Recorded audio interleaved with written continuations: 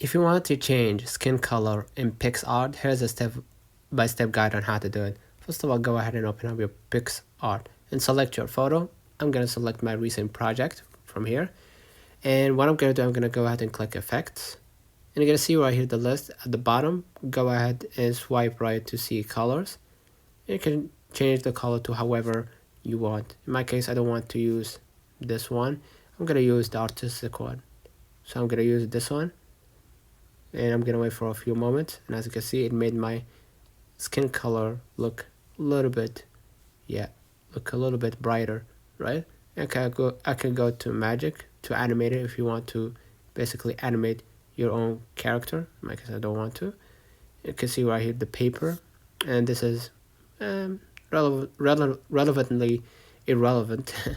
And you can just go back to artistic and focus on the color and choose lots of example this one, and based on your skin color you can just change the color to however you want. So you can make it brighter or something like this, okay, in the sepia.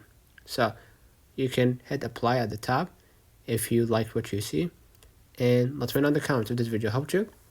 Don't forget to like and subscribe. Thank you for watching.